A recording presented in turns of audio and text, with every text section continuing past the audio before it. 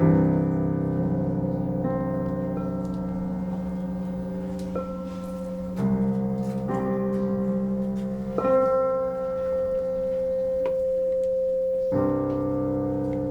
call this art functional sacred art, for the purpose is to use them for contemplation and develop a relationship with these ancient symbols that help us to think about the truth of things.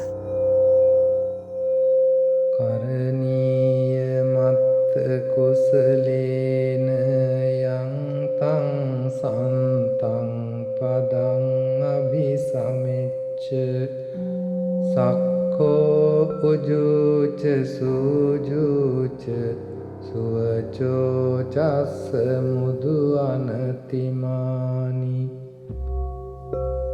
Santussa koca subharoca. Shri Yantra is my favorite symbol. Shri means the goddess of desire, Yantra means machine or an instrument.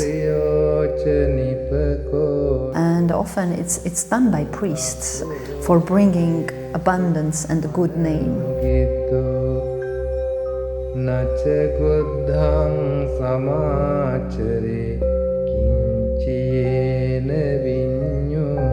The creation of the universe is hidden there, in mathematically.